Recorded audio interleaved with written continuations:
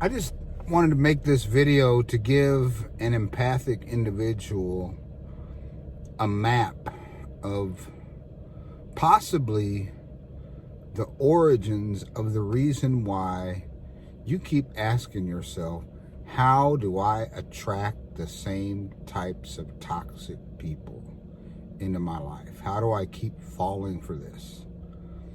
It is spiritual, the magnetic attraction between a narcissist and an empath. But it is a familiar spirit.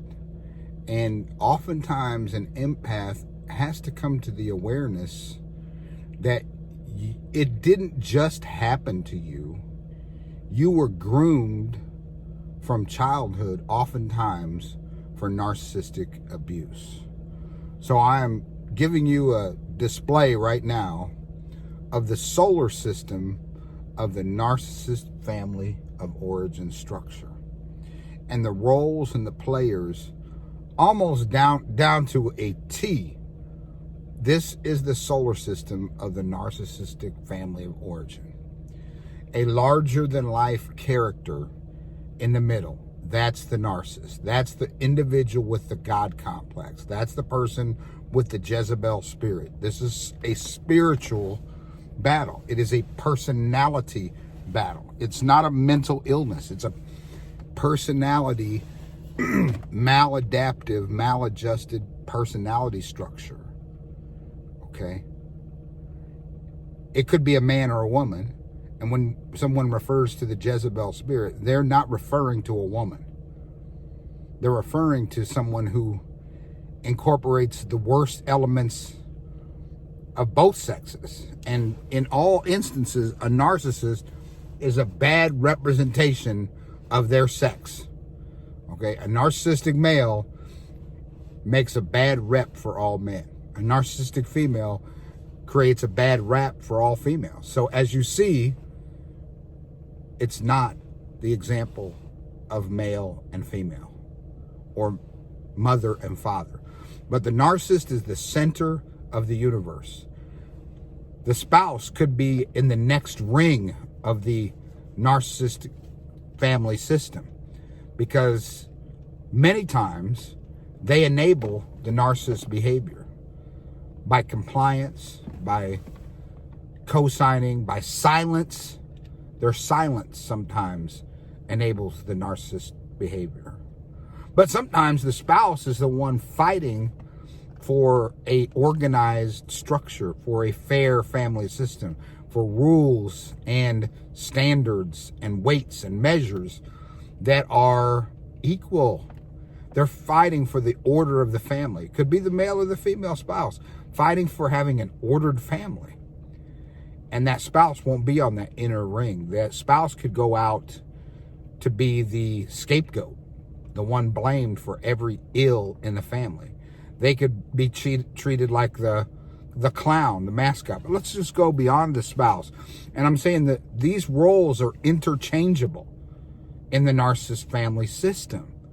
The narcissist interchanges these roles because the narcissist perverts everything.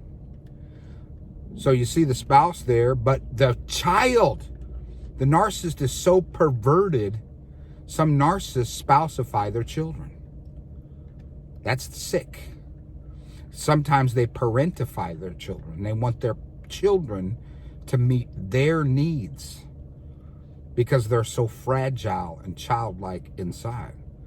A lot of times you see children being caregivers so they can easily move these pieces around because they're controllers and they're manipulators. There's a golden child within the narcissist family structure. The one whom the narcissist chooses to dote and compare every other child to and pour their love and affection on. The golden child could be the oldest, could be the youngest, could be anything. But this is the person who's used to divide. They use the golden child, although they prop them up, and in certain ways, the golden child feels like the blessed one, the favored one. They're often the most abused one. It could be their academic prowess. It could be their athletic accomplishments. It could be their beauty and their looks, or it could be their charm. It could be anything, but they're a set apart one. They're an anointed one, not in a healthy way, not like God's way. They're anointed by the narcissist God complex. We'll go into each one of these roles and what they look like in real time, real life. There's a lost child, the child that just is completely treated like they're non-existent. They often go in their room and shut themselves in and have no one to talk to. And because the narcissist works such a what is called complex PTSD, pitting each member of the family against one another, the lost child doesn't know who's friend or who's foe, because there is a conspiracy in this family structure, a conspiracy of silence, a conspiracy of justification, explanation, and enablement of the narcissist. This system has to exist. And the lost child feels like, who am I? They feel like they're neither here nor there. Oftentimes, there's surrogate parents that come in to relieve the narcissist of duty and may be the only caregiver for a lost child, you know. So a lost child will be one who develops an attachment with someone outside the home. Sometimes the lost child is the one with the greatest hope of not becoming a narcissist, because they know something's not right. There's often a mascot or court jester or the class clown, the one who adopts a mechanism of busting out jokes to try to break the tension that's always there. And there'll be a scapegoat. There'll be a child time. It could be the mother who the narcissist dumps all of the family's ills upon that one individual. It could be the father. The devil's not wanting me to give this message. I need a drink. At any rate, the scapegoat is usually a child, but doesn't have to be the child. And these things can move around. You know, the primary scapegoat could be a child most of the time, and then at some point in time when the narcissist has received narcissistic injury, it morphs into the spouse. That's why this is such a disordered environment. And what this video is really all about is making the empath aware.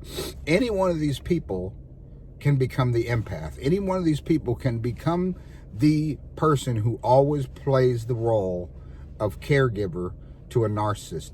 Why? Because it's a familiar spirit. We're not just attracted to people because of what's on the outside. There's also something deeply rooted in people until we wake up and until our eyes are open, till we get revelation of what we came from. We keep returning to very familiar places and very familiar spirits.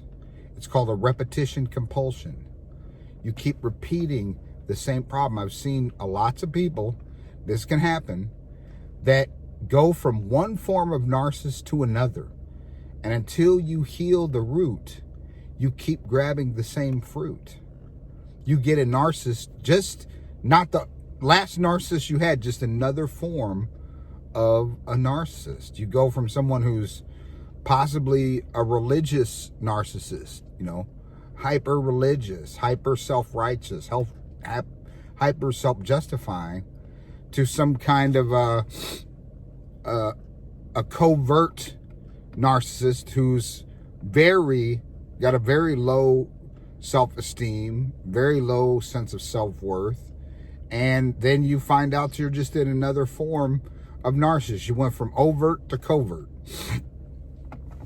So at any rate, I just wanted to share that with you, and hopefully that will enlighten you to be an enlightened and aware empath and not to be a target. So when you see someone who's larger than life, charming, grandiose, glib, superficial charm, run. When something feels far too familiar, run. Love yourself the way out of this system. Peace and love.